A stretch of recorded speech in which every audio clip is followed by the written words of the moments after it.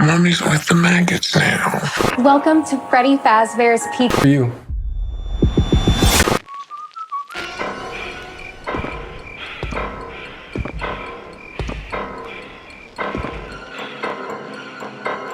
This holiday season, prepare to have the stuffing scared out of you. Thanksgiving. In the town of Plymouth, Massachusetts, the fourth Thursday in November is the most celebrated day of the year.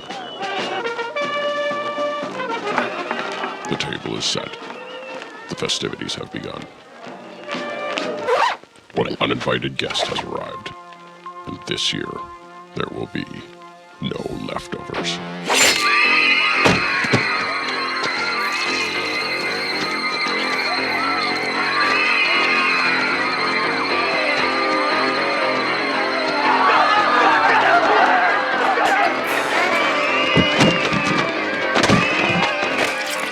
Thanksgiving.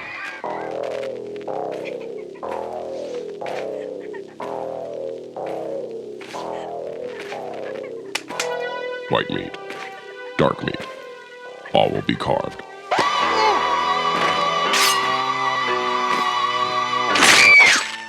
Thanksgiving. Come on, Judy, how about it? Happy Thanksgiving, baby.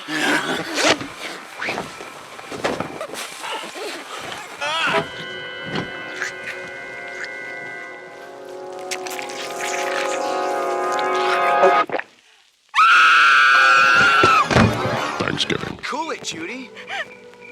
You're safe. Bobby's here.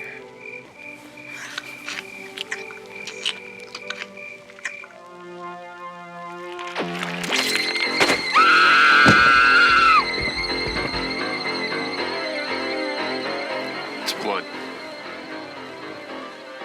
Son of a bitch. Arrive hungry. Happy Thanksgiving, Grandma. Leave stuffed. From director Eli Roth. Thanksgiving. You'll come home for the holidays in a body bag.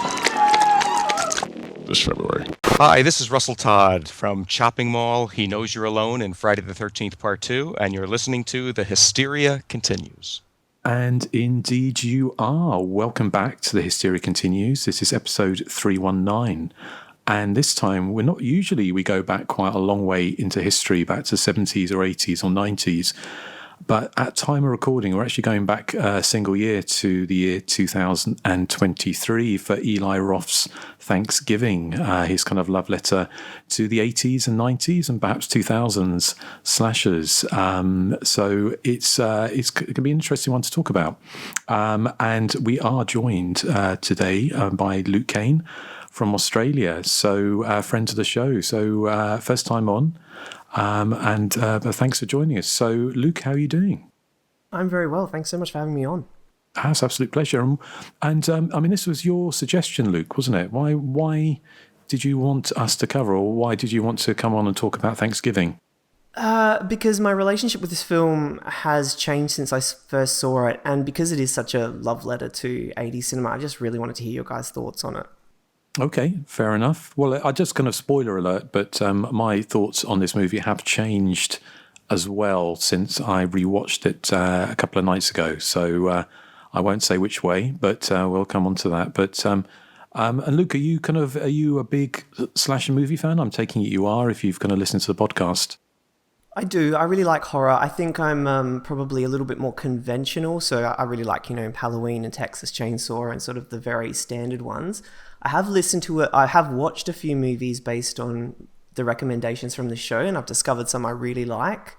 Like I'd never seen My Bloody Valentine. I'd never seen Visiting Hours. But then there are just some you guys cover that I just couldn't imagine ever watching. Nathan's picks, you mean? Nathan, I really love Harold and Maude, and you once mentioned you love that film. So that's my favorite non-horror film. Mine too. Well, I can almost guarantee you will never have heard of the movie I'm going to choose for the next one, but it's worth a watch. But I'll mention that later on. So, well, thank you, Luke, for joining us. It's it's always an absolute pleasure for us to connect with people who have listened to the show, because obviously for us, because as people who know, I mean, I'm in Spain, Eric's in Ireland, and Joseph and Nathan are in the New America. So, Don't remind us. Yeah. So before we get on to Thanksgiving, we'll have a little chat, I'm sure as you know, as a regular listener to the show, Luke, that we chat about what we've been watching recently. So is there anything you want to tell us about? Well, I noticed you guys haven't talked about The Substance. Have any of you seen that one? Yes. I have, yes. Well, I imagine we probably all have, actually. We kind of talked about it on a Patreon episode, but we didn't do it on the recently seen. Erik had been the only one who had seen it at the time. And what were your thoughts? Well, who wants to go first? Erik, you want to reiterate yours? Yeah, I really liked it. I thought it was possibly a bit too long. I didn't find it as over-the-top gory as I thought that the critics were making it out to be, but I did really enjoy it. I thought it borrowed a lot from The Fly in particular, which we covered recently on Patreon, particularly towards the end. And that bit I really liked. I thought Demi Moore was outstanding in it. I still have kind of an issue with the plot, that the idea of taking the substance is that you spawn another version of you, but it should share the same consciousness. But I got the impression from the film that both Demi Moore and the better self were two completely separate individuals. So I just didn't understand what Demi Moore was getting out of this arrangement, in that she just knocks herself out for a week, and then this other person goes off and lives a completely separate life, and then they swap over again. I'm just like, what's Demi Moore getting out of this? Because it didn't feel to me like they were the same person. Yeah, my issue is that even if they were the same person, like, my issue would be like, this isn't worth it. Like, all the trouble you have to go through just to get 7 days of beauty, it's just not worth it. I kind of echo what Erik said. I mean, in retrospect, it didn't make a great deal of sense, because I was kind of expecting it to go like a portrait of Dorian Gray, or maybe a Death Becomes Her style thing. So you would have Demi Moore would suddenly regain some kind of youth, and her other self would be aging in the closet, but Demi Moore would be out there, and everyone go, "Oh my God, you look amazing for your age," and all that kind of thing. So it was interesting that they didn't go that route with that. Also, like Erik's, I mean, any of us who grew up on 80s sort of latex horror movies, there was a lot to dine out on here, and a lot of fun. I mean, it reminded me probably most in a lot of ways of like the film, like is it Brian Yunza's Society, with or that kind of, that, especially the last half an hour, it goes into that complete 80s latex thing, and it's so over the top. And I did really enjoy it. I mean, it's a good movie. I think sometimes those flaws in its own internal logic, I think when you actually take time to sit back and think about it, it doesn't make a great deal of sense. But I enjoyed the journey, certainly. Nathan, have you seen it yet? No, I haven't seen it. Okay. So what did you think, Luke? Well, I thought it was great. I agree with you, Erik, that it was a little overlong. I thought it was one consciousness. I thought it was always the same person, but that being young and having all that external stimuli, she basically just almost split into two. She was one way when she was young, and then she was another way when she was old. I can see, though, that confusion. I don't know that the film totally persuades us that she is the one person the whole time. I think sorry, Luke, I think the implication was that the first time she does that screw up, she might have like set it in motion, because they mentioned, don't go past the 7 days. And the first time she gets like a rush off this, she goes past the 7 days. And then that's when the younger self kind of starts taking on a life of her own, as it were. So I think possibly. maybe that's the kind of the turning point right there. Although she does get warned by other people, doesn't she, that have kind of throughout the film that it's something that if she is going to go bad regardless. Yeah, I don't know. It's just that every time that Demi Moore wakes up to become her older usual self, she just seems like surprised at what's been happening for the past 7 days, as if she has had no idea of what it is. Yeah, it wasn't totally clear in that way. But one thing I loved about the movie was just how loud and irreverent and crazy horror it was, especially over the last 10 years. We've been getting a lot of these restrained intellectual horror films like The Witch and Hereditary, and I just really liked that this film was silly and bawdy and over the top. I agree totally with that, yeah.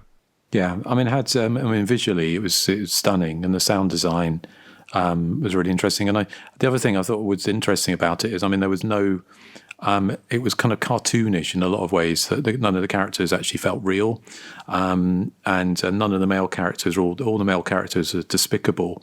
But interestingly, Demi Moore and her kind of other half were not sympathetic either, particularly. So it was kind of like, it was quite a misanthropic worldview, which I kind of appreciated. Yeah, and Dennis Quaid eating those prawns was just disgusting. Yeah, that's the worst scene in the entire movie. Ugh. Ugh. So, okay, well, that was the substance. Is there anything else you've seen you want to tell us about? I saw Smile 2. Oh, right, okay. Any I've good? not seen that yet. Neither have I.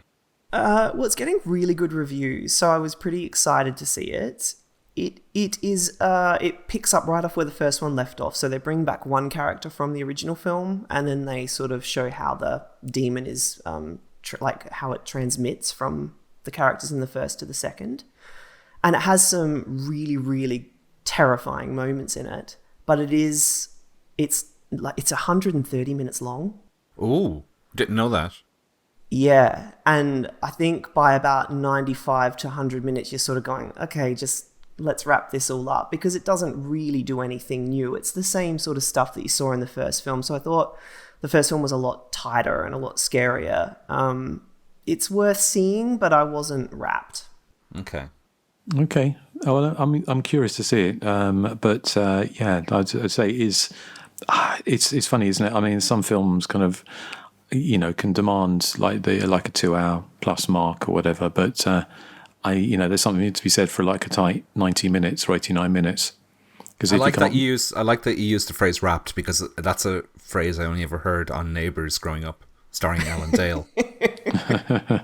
I'm always told I'm very un-Australian and I'm too British, so I'll try and inject more slang into this. Well, I'm sure you appreciated all the Alan Dale comments throughout the years. Oh, I loved it. Of course. One thing that the film does that's interesting is the lead character is like a Taylor Swift style pop star. So I guess that's sort of a different way for the film to go. I saw that because they did, well, not the similar thing, but it kind of reminded me of M. Night Shyamalan's Trap, where he kind of does that stunt, what's it called? Nepo Baby thing by casting his daughter as the main character, the main singer. Is that film worth seeing? It's fun, yeah. Because I love it. I thought it was great. It's terrible. It's terrible in the best possible kind of way, really. It's very entertaining. And Josh Hartnett is fantastic in it. He makes it completely. Mm-hmm. So, excellent. Anything else, Luke? Oh, just last one. I wanted to know if you guys had seen the remake of Speak No Evil. Yes. We did discuss it, but again, was that on Patreon? I can't remember. It was on Patreon, yeah. Yeah.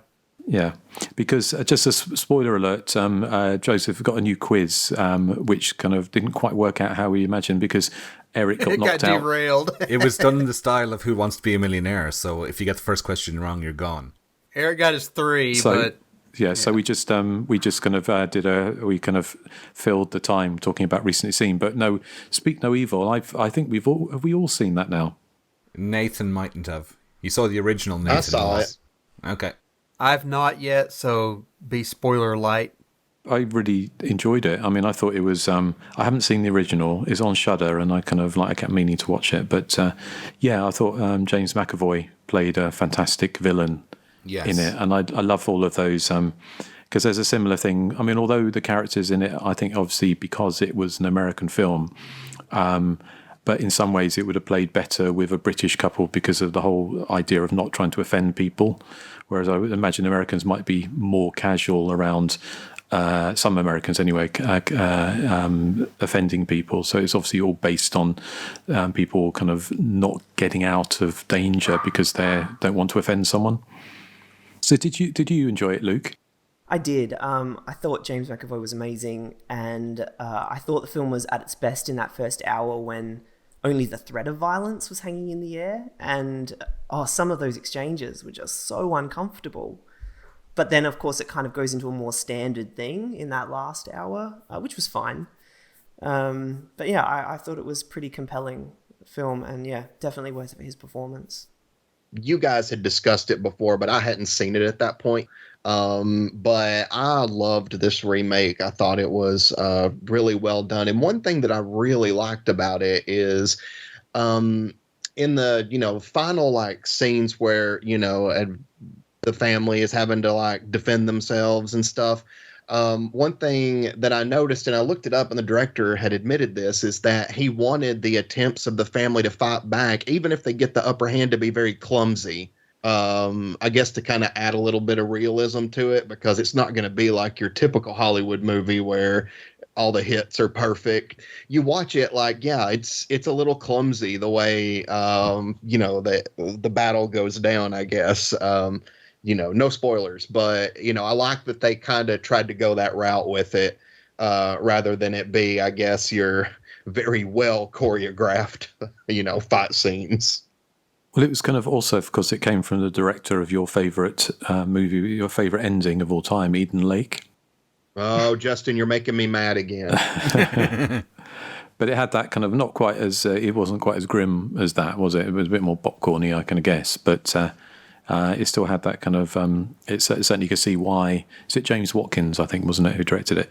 I might be getting that wrong, but I'm pretty sure it was. And he's obviously got a talent for that, So excellent. Okay, well, Nathan, is there anything else you've seen? Two more. I caught up with Trap, and I absolutely loved it. It starts out, I guess, I don't know if I would say it's very realistic in the beginning, but the last, I would guess, third of the film just goes completely off the rails, gets utterly absurd, and I loved every minute of it. The more ridiculous a movie gets, the more I enjoy it. So, it was perfect for me. I know that it definitely has its detractors because, I've seen like very mixed reviews for it, but, I loved it. I thought that the lengths they went to were a lot of fun in general. The last one I saw is called Margot. It's a movie about this group of friends that go to this, like, I guess it's a smart house where there's this Siri-like, robot that basically can control everything in this house. So it's not just, turn on the lights. It's like, this one will pour you drinks if you want, and things like that. So once the teens get there, like, things kind of go off the rails, and like basically the computer system Margot just starts killing them one by one. I enjoyed it. I did feel like it lost a lot of steam before it actually ended, but in general I thought that it was kind of fun. It's very ridiculous. I mean, they have these awful CGI robot arms that come up out of the kitchen island to make shots, and it just looks completely insane. And there's a stupid scene where the robot doesn't even kill this one girl. They're like running down the hallway, and earlier she had part of her hair torn out, and she steps on her hair and slides and then hits the ground and breaks her own neck, and that's how she dies. So it was an interesting death. And I'm like, well, you can't really blame Margot for that one. That was just clumsiness in general. Sounds like the Ted scene in Breaking Bad when he slipped on the rug and clobbered himself. It reminded me of the ending to Night Ripper, but I don't know if you guys have seen it, so I don't want to spoil it. Oh, but, Nathan, I can't believe you haven't picked that movie yet. It's coming up because I want to know your guys' reaction to this most ridiculous death scene I've ever seen in a movie. That's the one with the booby rubbing and the rubber fingers? No, Night Ripper. Oh, Night Ripper. Oh, it's a shot-on-video movie. Oh, of course it is. What is that supposed to mean? But yeah, so movie, Margot, I mean, I think it's an interesting idea, like this robot killing, but I never really figured out why. It doesn't even feel like a malfunction. It just feels like the robot's evil, which would mean it has some form of sentience, I guess, if I'm using that word correctly.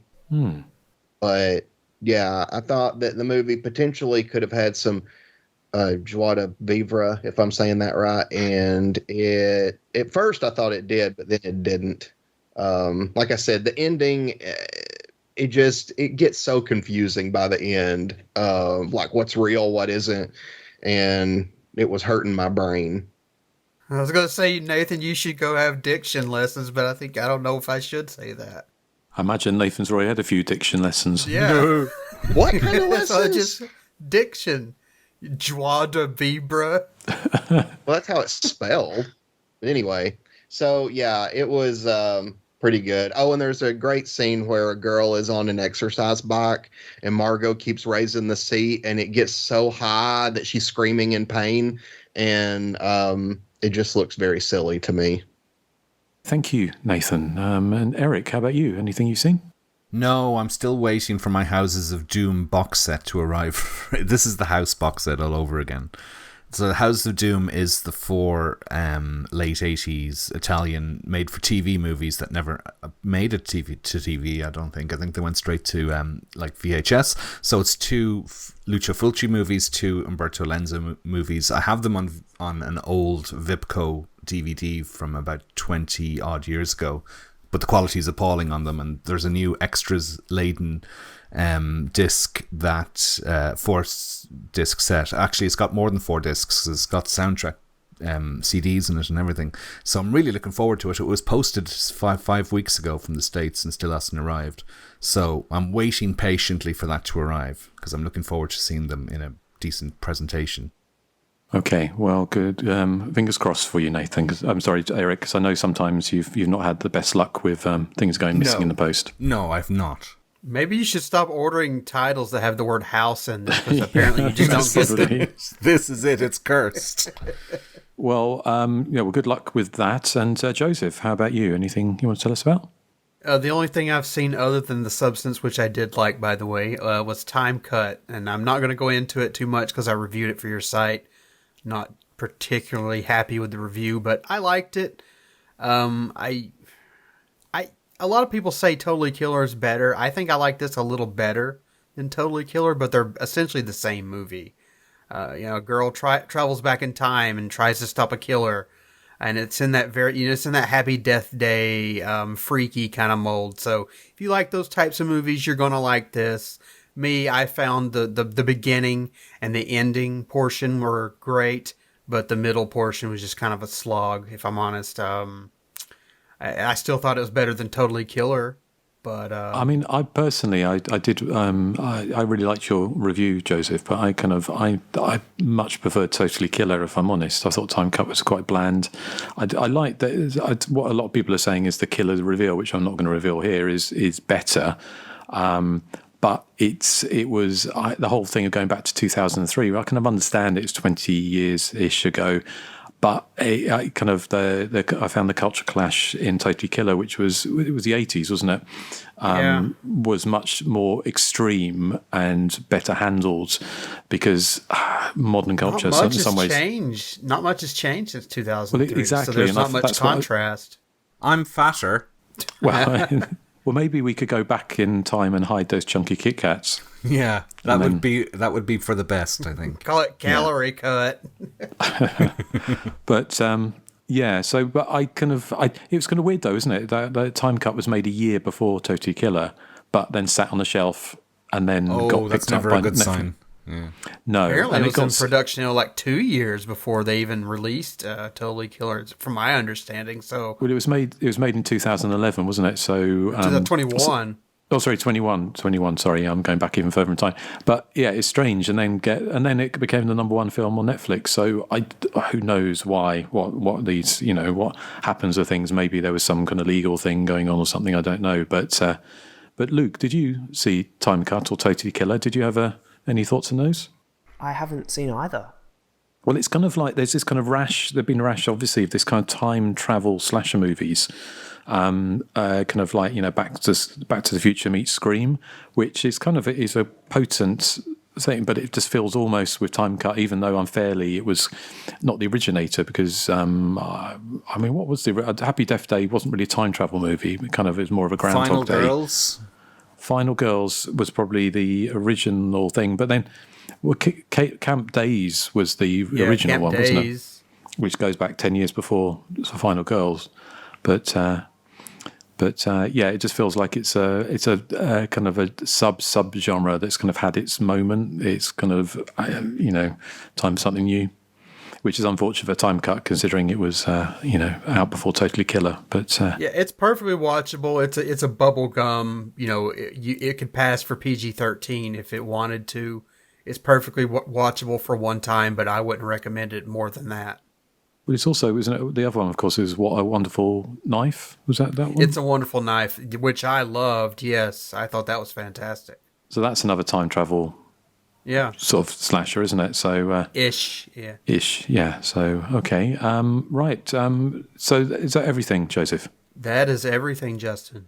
Okay, well, just quickly, there's a couple I've seen that I'm going to be reviewing for Hysteria Lives shortly. One is a funny comparison or parallel, I guess, with what we were just talking about films coming out, having the misfortune of coming out or being delayed. One is a movie that I had never heard of before, but it was suggested to me. It's called The Cavern from 2005, which is, of course, the same year that The Descent came out. And this is about a group of underground sort of explorers and go to a cave complex or cavern complex in Russia and then get picked off one by one by this thing inside these cave complex, and they're trapped there. And it was made a full year before The Descent was made. So although it seems like it's ripping it off, it kind of wasn't. It was just kind of preempted it in some ways, although I'm sure Neil Marshall didn't see that movie either. Just kind of something in the water. It's kind of like Time Cut all over again. Well, exactly. The thing, this isn't a great movie. It's kind of, it's got one of those, it's quite a low budget movie. It's not a bad thing, but it's one of those movies, and I think it probably is a symptom of its time, that the saturation is turned up to like 100% on the whole movie. So everything is bright orange or bright red, and also you've got all these potholers, we've got these headlamps underground, and to give the movie kind of a sense of isolation and being closed in and claustrophobia, there are all these tight shots of their faces, but the fact is they're all terrible actors. So it doesn't really have the impact that they were trying to go for. Plus, it has that kind of found footage thing where, even though it's not found footage, where everyone is screaming and running and their headlamps are shooting all over the place. And so it has that kind of disconcerting, discombobulating thing going on, which works really well in the best found footage movies, but in this was just a bit annoying. But it is actually a slasher movie, it turns out. Not spoiler alert, but I won't tell you what it turns out to be, but it turns out to be a slasher.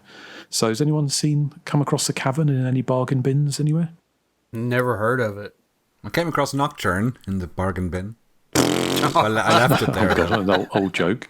Yeah. So, well, the other one I just mentioned is another one that was recommended to me, which more recent from 2016 is called Dislike, which is an incredibly cynical Russian slasher movie, which is, when I say cynical, it's like a black comedy about all these really, really irritating influencers who on New Year's Eve go to a house are paid to test this new energy drink, and then when they drink it, it's drugged, and they all kind of wake up and in this house, kind of Big Brother type house, and there's somebody on the intercom who telling them that they have to guess. It's like one of Joseph's quizzes. This is because they have to guess who has been paid to kill them, and every time they get the answer wrong, they're killed by somebody in a baby mask with an axe. Thanks for lumping me in there with this killer. Well, no, I'm just saying it's like one of your quizzes that it's over very quickly because someone gets killed. Luckily, you haven't gone to that extreme yet to kill us off one by one. But But it's gonna, it's I think 2015 around that time, or 2016 when it was made, was that kind of height of that really irritating influencer culture where really vapid, narcissistic people were given a platform. I mean, it's still kind of continuing to this day, but so you have this kind of movie, but it has this kind of like Russian doll for whatever, for a better term, thing where it kind of unveils to even more cynical as it goes along, and there's quite a good twist in it. So, but anyway, Dislike is one I'd never heard of before. But if you want to see something from Russia, why not choose that one? And Russia, I don't think Russia's got a great. Apparently, slasher movies don't go down well in Putin's Russia, so I don't know why. But there you go. So, I guess that means we are going to go on to the main feature. So, I don't know, Luke, if you wanted, do you have a little synopsis that you could read out for us for Thanksgiving? I do. I have the Blu-ray. Okay, yeah, excellent. Well, we're gonna play. What do we have, Joseph? A trailer? We have a TV spot for Thanksgiving. Okay, so after this, Luke, if you could bring us back with a little synopsis of Thanksgiving and also with your thoughts, that would be great. So here is a TV spot for Eli Roth's Thanksgiving. The turkey may be carved, but John Carver isn't done yet. Head back for seconds of what critics and audiences are calling one of the most crowd-pleasing experiences of the year. Thanksgiving, rated R, now playing. After a Black Friday riot ends in tragedy, a mysterious Thanksgiving-inspired killer terrorizes Plymouth, Massachusetts. Picking off residents one by one, what begins as random revenge killings are soon revealed to be part of a larger, sinister holiday plan. Will the town uncover the killer and survive the holidays, or become guests at his twisted holiday dinner table? And that was from the back of the Australian Blu-ray release of the film.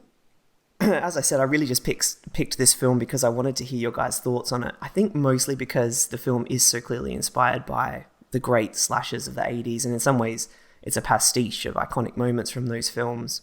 And you've just got the basic 80s slasher structure. You've got a masked killer preying on a group of kids 1 year after a tragedy that sets up the killer's motive. And then you've got the whodunit setup where there's lots of suspects and red herrings introduced. It's holiday themed. It's not over long at 106 minutes.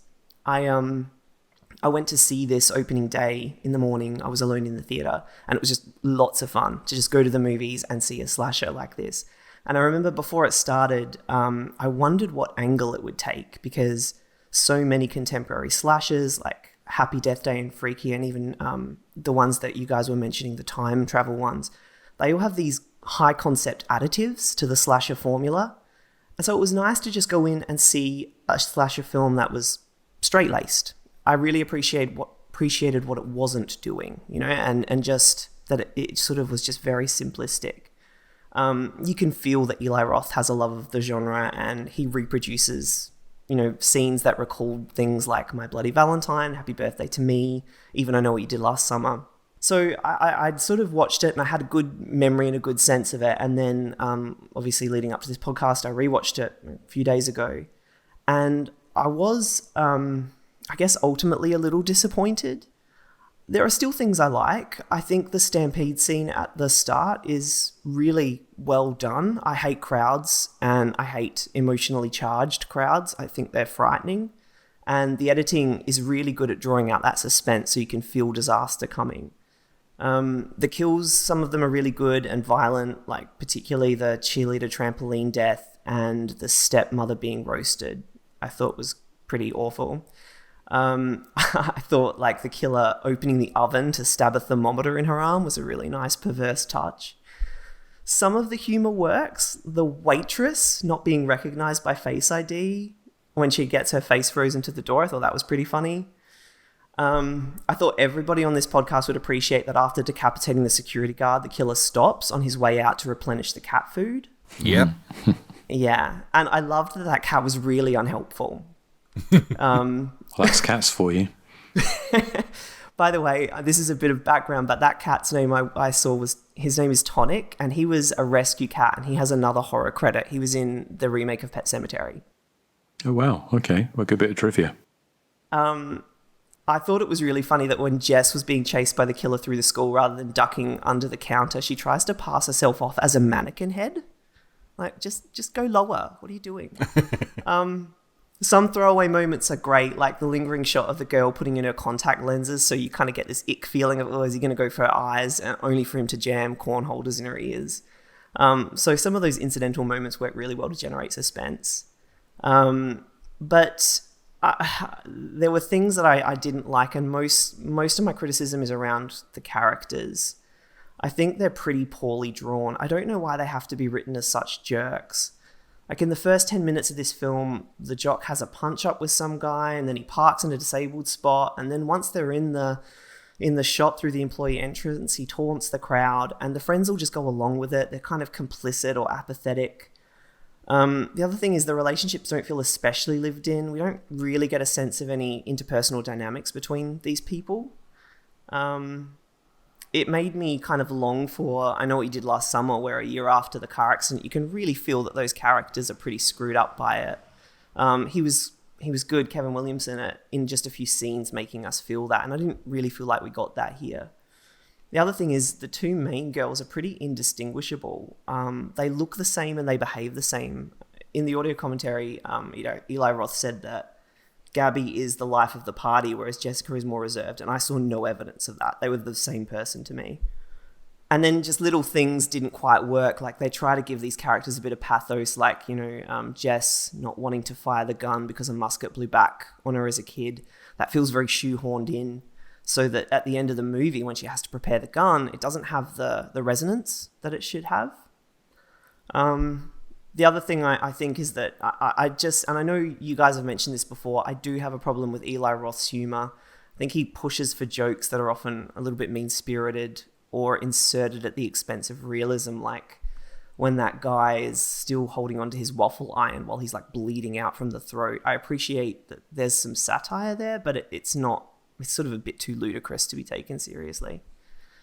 The other thing I didn't love is the CGI. In some of the murders, the practical effects they used were great, but usually at the point of killing, you can sort of feel that the film uses that, which isn't true to the spirit of an 80s slasher. I never watch these movies to work out who the killer is, but Joseph, I've heard you say that whenever a name actor is involved in a supporting role, pretty much guaranteed, that's it. Sorry, I should have said spoilers before I said this. So there's not even that surprise in the film. So I guess overall, it's not a favorite. I admire Eli Roth's intention, which was to evoke the tone and structure of 80s slashers, but I think it lacks their charm and their humanity. And I think what ultimately makes a really good slasher for me is characterization intersecting with atmosphere, and this film doesn't quite get there for me. Excellent. Okay. Well, thank you, Luke. There's some really good thoughts there. So it's kind of... I'm going to throw it open because I'm kind of interested to hear, because I know, Joseph, you wrote the review on Hysteria Lives, didn't you, at Thanksgiving? So I'm curious if you rewatched it recently, what your thoughts were for if they changed? Well, I mean, like him or lump him, Eli Roth, I think he created lightning in a bottle with that fake trailer. It really felt like an exaggerated retelling of something like Blood Rage or Home Sweet Home. It's that 80s homage, done in such quick succession that you didn't really have time to look for any kind of anachronisms in the trailer. I mean, it was over and done with, and it was just so well done. And so, of course, slasher fans, they wanted to see it expanded into this feature-length project. But, with that came a lot of possible problems, like, was that even necessary? And, if it was, or, would it live up to the promise of that short clip? And I could probably work up a dissertation on the contrast between the trailer and the movie, but I'm not that interested.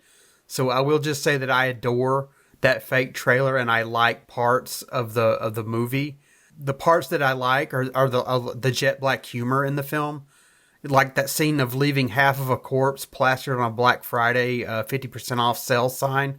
I thought that was very very funny, and I love the scene where the killer does this sort of reverse strangle decapitation thing on one victim, and then, like Luke said, he immediately has this stare down with the victim's cat, and just when you think something awful might happen, he walks over and does he feed the cat? I thought he'd like pet the cat. I mean, he might do both. He feeds the cat and pets the cat. Okay. I regardless, I love that scene. I love that they went that direction. rather than, I figured Roth would do something else, but he didn't. So I appreciated that. Even some of the Black Friday japes are humorous, and the initial trampling sequence that sets things in motion.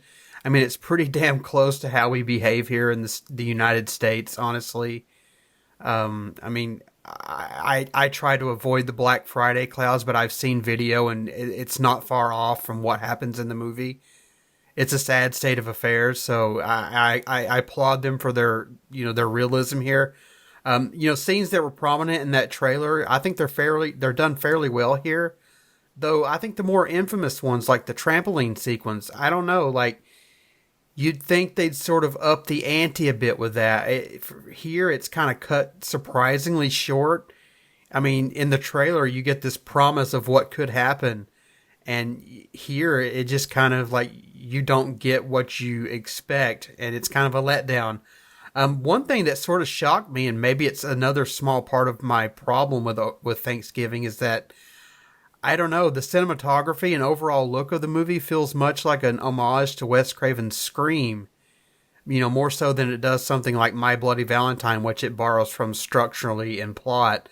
I think the major appeal of the trailer was that near genuine kind of grindhouse aesthetic it had going for it, which certainly feels in line with those goofy popcorn murders that you're going to get in a movie like that. And we get those here, and that's great.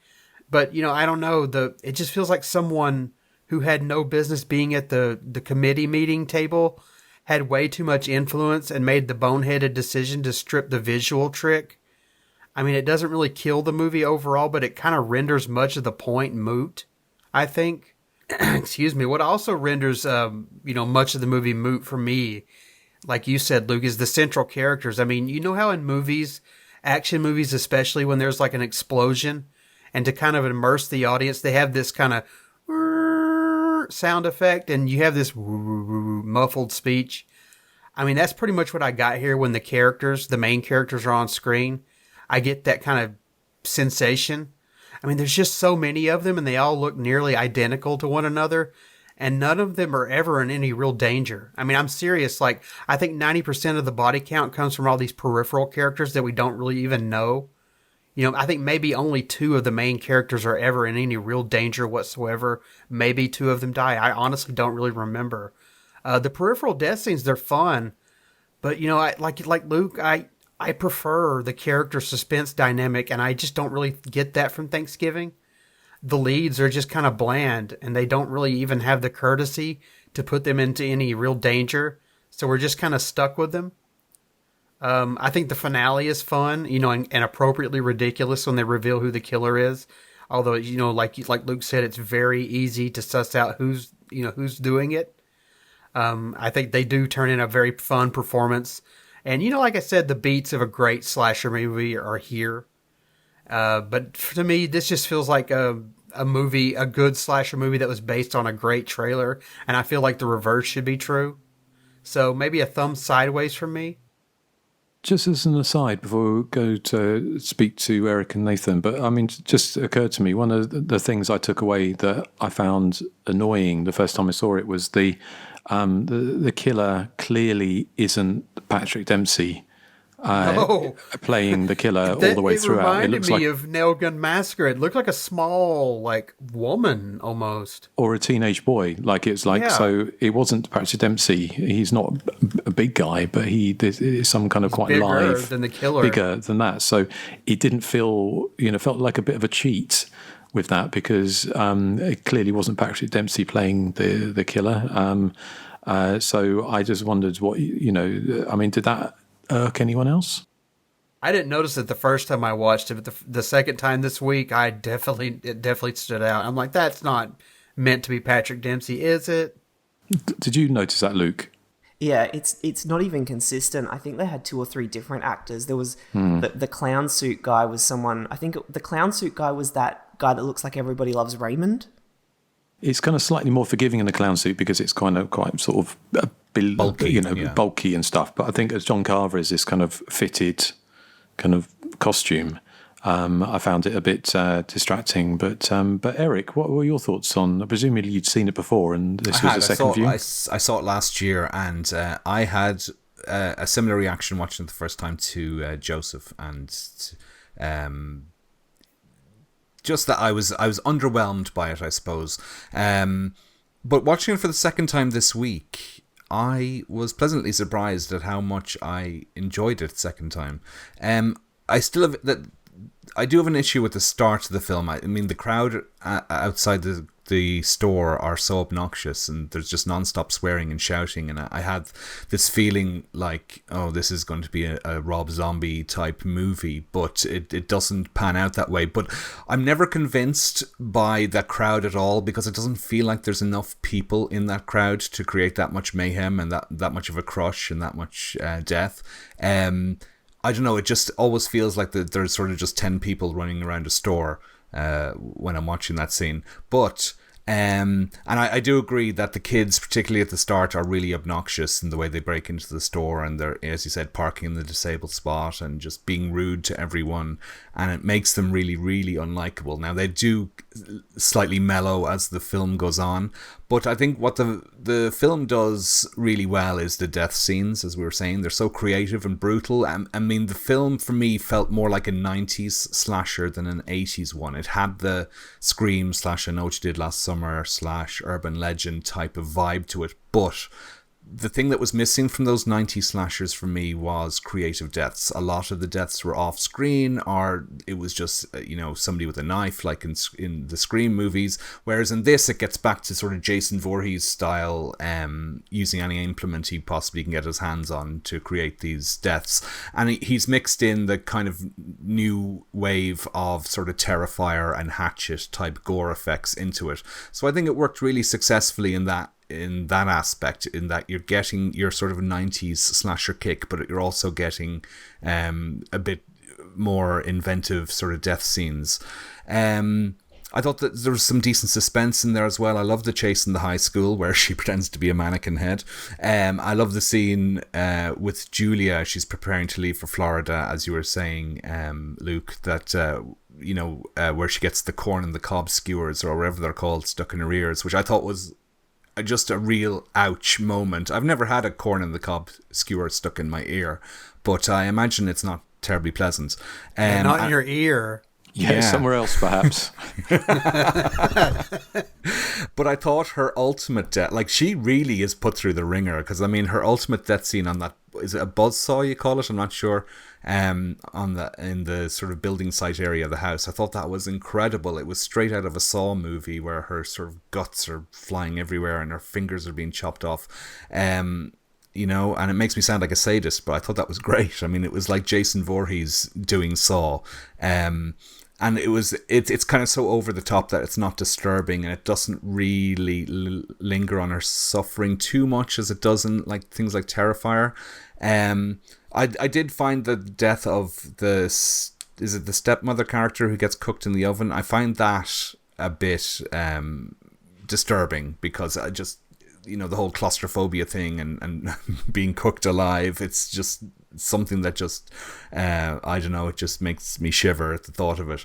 And it does, her suffering is lingered on quite a bit. But overall, I mean, I did like the film. I do agree with Joseph, there's too many characters possibly in the film.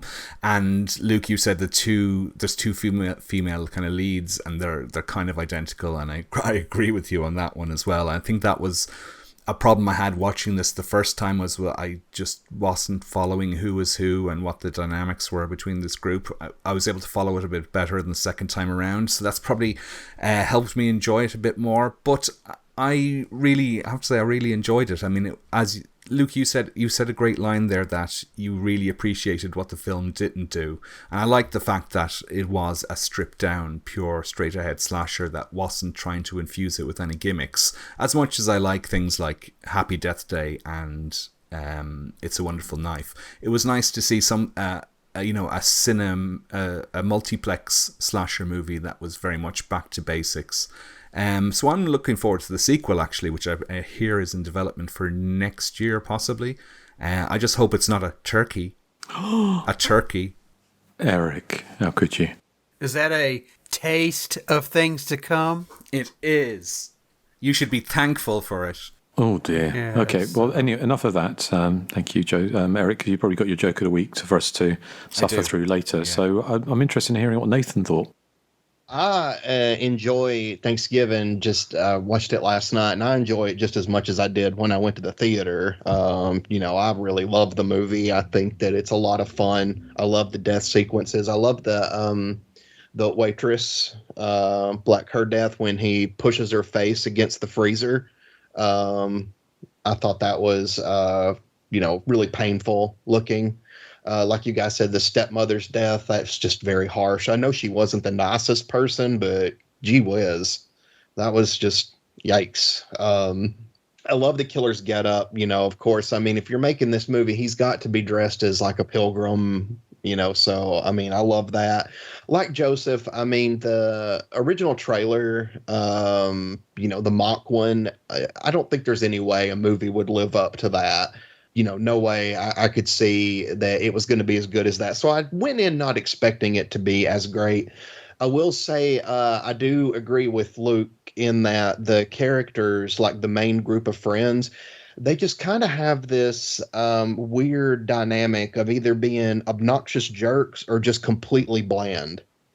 Like, there's no really in between for me. Like, they're either just kind of boring or they're just completely obnoxious, and I couldn't wait to see them get their comeuppance. Especially that Jock character. God, he was so grating. And, I do like this whole, thing of, the Black Friday is what caused, what happened. I like that. But also, I feel the whole kind of Black Friday thing they did in the opening scene in Krampus, and I think it was done better there, if I'm being honest. But I mean, that's just a couple of like the negative aspects I have. Like everything else about it, I love. Like I love that chase scene where she pretends to be the mannequin head. It's just completely silly. But again, it's just not what I would probably have done if I was in being chased. But I'm not. So who knows? Maybe I would have tried to put my head up amongst the mannequins. I felt like I would move though, so he'd probably chop my head off. I did not guess the killer right, but I'm terrible at guessing it. So, that makes sense. How? To be fair, Nathan, the killer did like the thing that quite often happens in slasher movies where they randomly pretend to be dead lying on the floor just in case the final girl runs past them and discovers them. Yeah, out in the middle of the road in this one. That's what's funny in this one, yeah. Yeah. So kind of like we always say with Friday the 13th, like it doesn't matter what tree the victim backs up against. Jason's going to know which tree. Well, he's very good at identifying those. So yes, well, thank you, Nathan. Or good thoughts. I mean, I'm just going to throw a couple of thoughts in. I kind of I like Erik actually. I saw it the first time and I was nonplussed with it. Again, I find Eli Roth stuff a little bit hit or miss.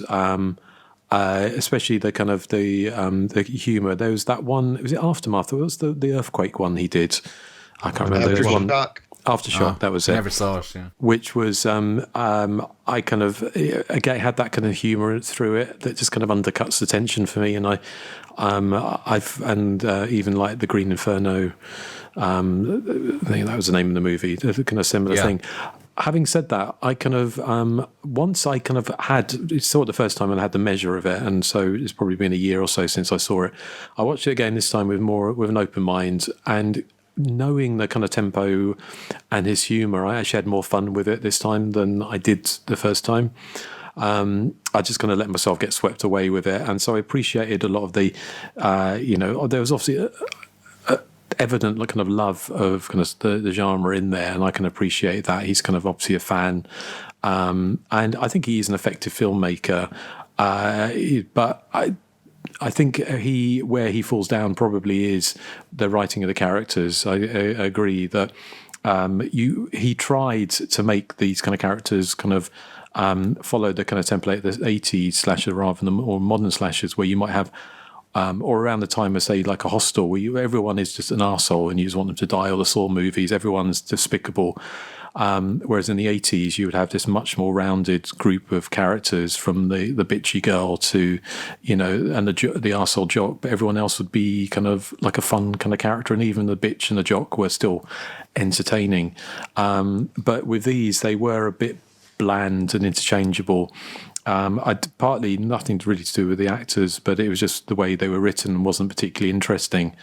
I kind of, for me, it would have been, I think it was a missed opportunity, or no, I understand why they didn't do it, of doing this kind of retro slasher movie and actually setting it in the early 80s, because you've had all of those for the last 10, 15 years, like Lost After Dark, all of those kind of retro slasher movies that are done on a much smaller budget. So to actually seen Thanksgiving done as on a big budget with quality actors, done set in the early 80s or whenever it was meant to be set, would have been really interesting. But from a financial point of view, I can understand. It's like a cheat. It's like all these little indie thrillers can do it. Why can't the big budget boys do it? I think it's probably made for a financial reason. I think they decided that, like, the youth of today, for want of a better term, would probably be more interested in seeing something that was more. They know they're wrong. I mean, yeah, but I think it was. Just, it was. Yeah. I think it was for that reason that it was kind of bouncing off the. And there was surprise when it came out. It was more bouncing off the post-Scream slashers rather than the early 80s slashers. So having said that, I appreciate the black humor. I think Eli Roth is a kind of interesting filmmaker, and I think when he gets it right, he does get it right. And I did love the scene with, like, the person being decapitated at the Thanksgiving parade, because it's so ridiculous and over the top that it's just a lot of fun. The baking in the oven, just kind of takes it into another level, I kind of guess, whether it's a good thing or a bad thing, I don't know, but overall, it's not a film that I'm particularly, I'm going to return to that often. But I kind of enjoyed it, and I kind of do appreciate Eli Roth's. He's got such a love of the genre that there's something kind of irrepressible and sort of about his love of it. And I think I certainly give Thanksgiving to a chance. I just hope, with the script, they might try something not necessarily different, but kind of round out the characters a little bit more to make them. I think the difficulty is when you have a film that goes broad and goes for, like, big laughs and black comedy, it's very difficult to have believable characters kind of circling that. So the weird thing is you have this kind of comedy gore. You have, like, this body in an oven, and then you have these kind of quite anodyne, bland teenage characters, rather than going the other route, which would have been to have, like, your kind of really over-the-top teenage characters. You would have seen, like, a Tina from Halloween 5, and, some of those characters, like Melissa from Friday the 13th Part 7. If you had some characters that were a little bit more over-the-top, that may have worked better with the rest of the film. The tone may have been a little bit more even. That's the problem. It's like he plays on all the archetypes of, what the murder should be, what the tone should be, but he misses the characters, like what the characters should be. I mean, they're archetypes. The jock, the bitch. He doesn't do that for whatever reason. Everything else he does, but for whatever reason, the characters get the short shrift. Yeah, I think he was trying to go for, like, more sympathetic, and rather than just making them caricatures, he went trying to make them more believable. But I think he just ended up. So, but yeah, it'd be interesting to see, and also where it can actually go, really, as a sequel, where the whole thing can go with the John Carver character. But yes. So, any final thoughts on that from anyone, Luke?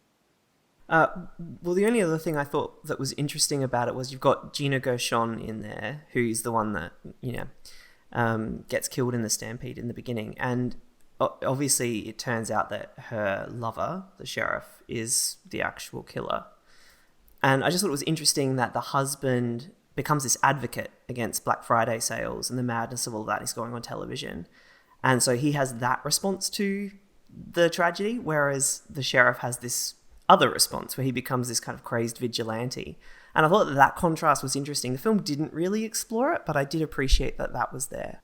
I appreciated that the husband character was beyond hot. I knew you were going to say that, Erik. But didn't he? That character kind of just disappeared even though he played a kind of pivotal role in the first half of the movie, or the first 20, 30 minutes of the movie, and then essentially vanished, didn't he, really?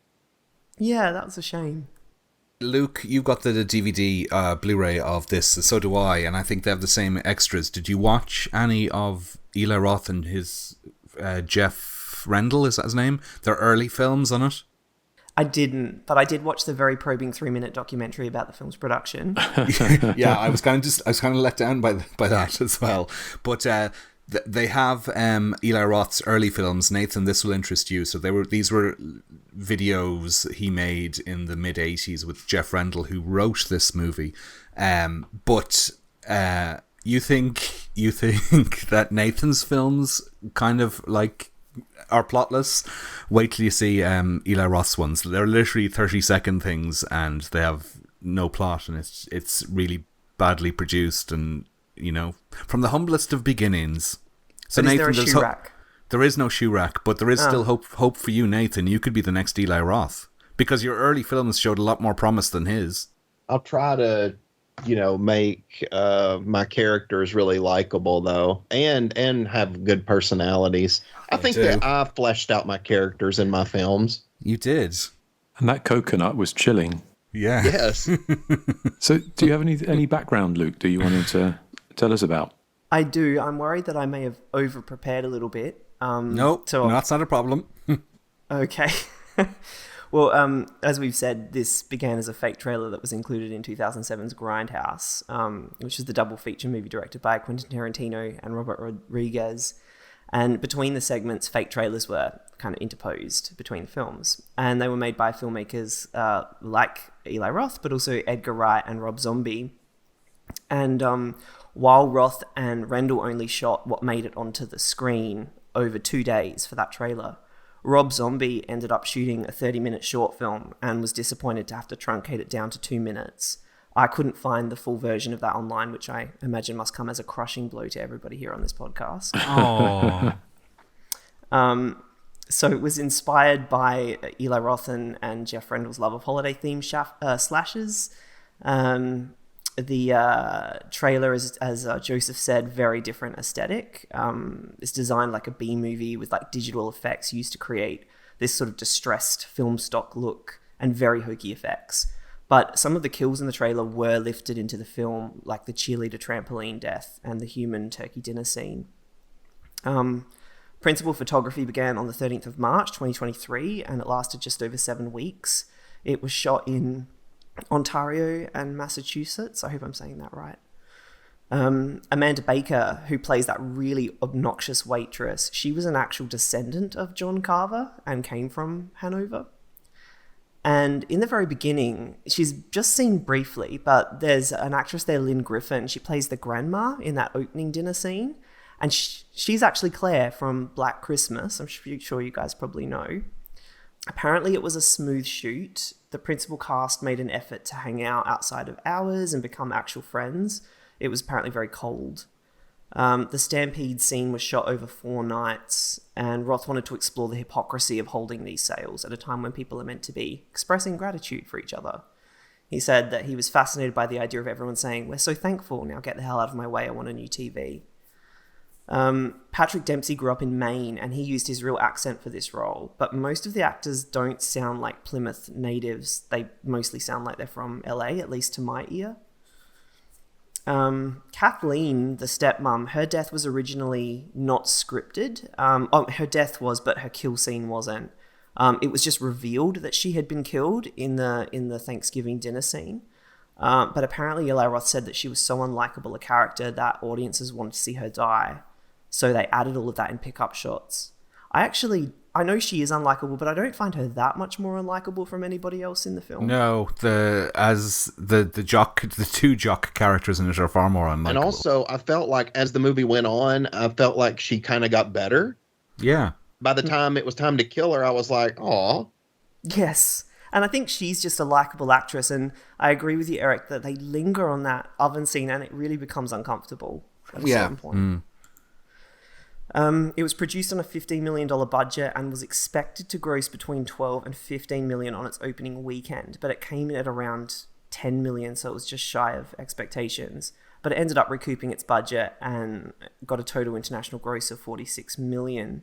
The sequel was announced pretty much as the film was coming out. Apparently, in August, Eli Roth and Jeff Rendell were set to submit their screenplay to Sony for it. And they've hinted that some of the cast are going to return. Apparently, he was anxious to rush the sequel into production after his film Borderlands with Cate Blanchett, released this year, bombed at the box office. Critics hated it, and it cost $110 million, and it only made $32 million. But critical reception for the film for Thanksgiving, that is, was strong. It's 82% fresh on Rotten Tomatoes, and it has a 6.4 score on IMDb. That's what I've got. Excellent. Okay. Well, good stuff there, Luke. So thank you. I hope I didn't steal everything. I'm sorry. Well, as you probably know, what's going to come Everything next. Luke had, I had written down, so we'll just get that shtick out of the way. Nathan, how about you? You got anything? No. Erik, what did you glean from the 3-minute documentary? Yeah, well, it was shot in Canada and filmed in March and April of 2023, but the only other thing I got was from the commentary track, and this is just a tiny bit of trivia that will interest only me and Nathan probably, but when Eli Roth mentions that Milo Mannheim, who plays Ryan in the film, he says that, I was friends with his mother, who's also an actress, so I googled who she was, and she is Cameron Mannheim, who played Toby in Romy and Michelle's high school reunion. Oh, I want to interview you too, because I think it would make a really good article for the roundup. Yes. F off, Toby. Well, I've just got a couple of bits. One of the sad things is sort of these days with movie reviews, a lot of local newspapers now just use syndicated reviews, which means that to save money, they've pretty much chopped their local film reviewer. So when I actually looked to see the reviews for this, a lot of them just seem to be by the same person. And funnily enough, it's although the film got good reviews on Rotten Tomatoes, the main syndicated review, even the one in the LA Times, which used to have great genre reviews, but this was by a critic called Katie Walsh, who said the movie was enthusiastic but incredibly juvenile. And she criticised it by saying Thanksgiving doesn't try to deconstruct the genre. It's his own self-reflection I think I miswrote this, but it's basically saying I've miswrote this anyway, so ignore. But it said that it's not particularly self-reflective, and you've got this weird thing with critics now. Ever since Scream, they always think the film has to be a slasher movie, has to be self-reflective, rather than just being a slasher movie on its own terms. Even though Scream came out almost 20 years ago. But she does agree and says the characters are thinly written, lacking motivation, and said that the central mystery is hopelessly muddled, which I kind of would agree with her perhaps on the characters, but I don't think the central mystery isn't muddled, because although it's completely unlikely, it fits very much in the mould of a 80s slasher, and the motivation itself is solid as far as kind of slasher movie motivations go. The only other thing I found was from the Boston Globe from that last year, when they interviewed Eli Roth, who obviously grew up in the kind of local area. And he says about how his friend they grew up together, and Jeff and him were kind of like, he said a pivotal moment was going with his friend Jeff, and who took him and his father took him and Eli Roth to see Silent Night, Deadly Night at the theatres, and he said it was a kind of really formative moment for him. So like many of us who either saw horror films on video or at the cinema back in the day, he said the Thanksgiving trailer was made during the production of Hostel Part 2, and he said that he was really interested in the idea of creating a slasher movie where he got to kill off mass holes, which I'm probably familiar with the term, but it's kind of what people call people from Massachusetts in more unflattering, so I think they're infamous bad drivers or angry drivers, to put it that way, which is possibly why it the whole Black Friday thing with all these kind of very angry people is possibly a reflection on what Eli Roth remembers from that time. So that's all I've got, and it'll be interesting to see what Thanksgiving 2 delivers. So, Joseph, what was the kind of consensus on the group? Well, we had 43 comments for Thanksgiving. That's quite a lot. And no one really said anything bad. Altar Doomson, what an awesome name, says, a pleasant surprise. I've seen it twice, which says a lot since I loathe most new slashers, and I'm not usually a fan at all of what Eli Roth churns out. The kills are surprisingly innovative and fun. Lots of red herrings and guesswork. A convincing small-town feeling, and the cardboard characters that come with it. Also, the black humor works surprisingly well. Not an easy thing to accomplish. 3.5 out of 5 for me. Chad Milburn from Facebook says, honestly, I was disappointed it didn't have that sleazy early 80s grindhouse aesthetic like the faux trailer from Grindhouse. That being said, it was still a fun enough flick with some good kills, despite its trappings of being a modern, in quotations, sexless slasher. I recently bought the 4K Blu-ray Steelbook, which just might start a seasonal double feature viewing tradition alongside Blood Rage every November. That's a good idea. And Be Kind Rewind from YouTube writes, my favorite Eli Roth movie and a heartfelt love letter to early 80s teen holiday slashers. It's flawed, and the story feels a little choppy due to some things that were added in or changed after production, but overall, I think it's a great time. I love a whodunit slasher with a mass killer and creative deaths, and that's exactly what we get here. Sure, some of the characters are annoying, but they're meant to be, and at least the actors are funny and give good performances. It's a good time. I'm eager to see how the sequel turns out. I hope they call it Thanksgiving Seconds. That's very clever. Yeah, very clever, Be Kind Rewind. Follow us on Facebook and Instagram to know what we're doing ahead of time. Listen on all podcatchers, both good and terrible. Though for purely selfish reasons, please consider our YouTube and Patreon feeds. Over 200 plus bonus episodes, commentaries, quizzes, and top threes on Patreon. We've done it all. That's patreon.com/The Hysteria Continues, and you can drop us a line at The Hysteria Continues, all one word, at gmail.com. Over to you, Justin.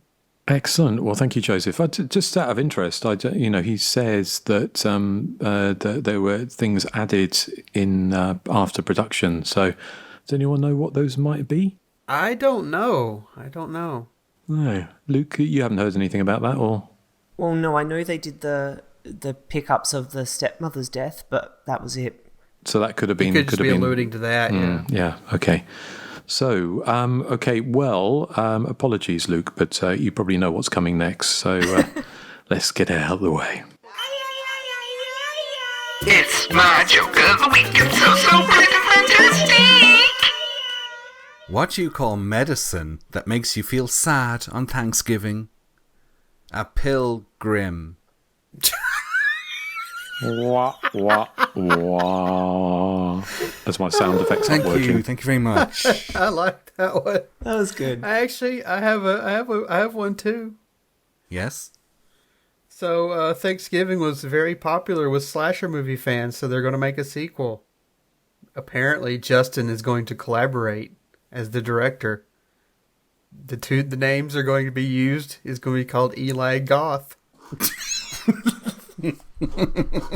That's because you're a goth, Justin. I don't see the humor. I just came up with that just now. Sorry. No, you sure? Yes. So, well, I do apologise, Luke, but yeah. So,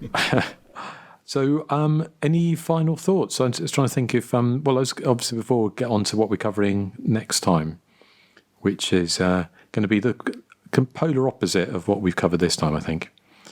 But probably needs to be. Well, I'll tell you what it is, and then we'll kind of come to some final thoughts. So we're going to go for something completely different. And I hadn't ever heard of this movie until a couple of months ago, and I saw someone on Facebook mention it. And it's a movie from 1986 called Escape from Coral Cove, sorry. And it's a movie from Hong Kong.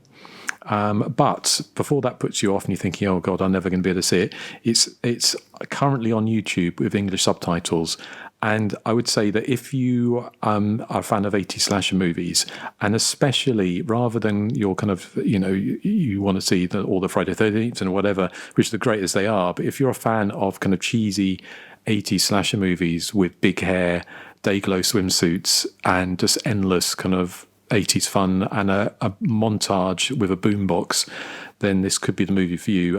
So we're going to be covering that and maybe talking about some of the other Hong Kong slashers of the 80s, like He Lives by Night, Devil Returns, and some of the Deadly Camp, 1999, some of those movies that we're going to pull into that. So, oh God, I can totally guess what you're going to play out with on the next episode then.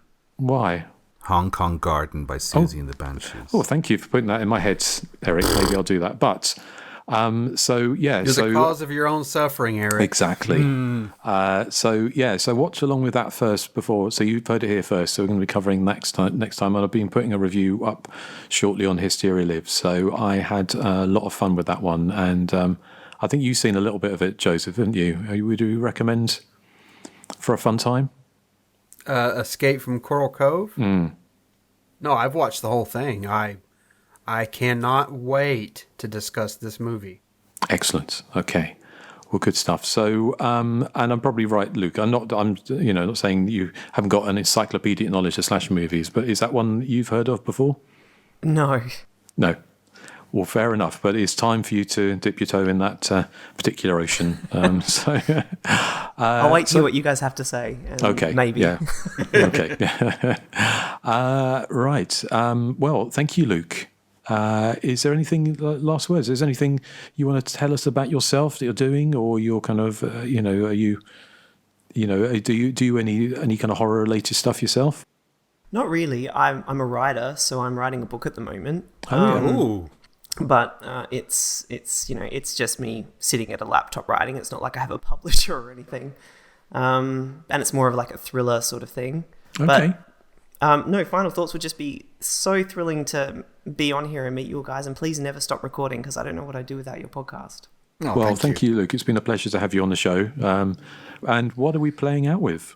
Well, it's in the movie, and it's the only thing I could think of. How about I Know What Boys Like by the Waitresses? Love it. Sounds good. Okay, excellent.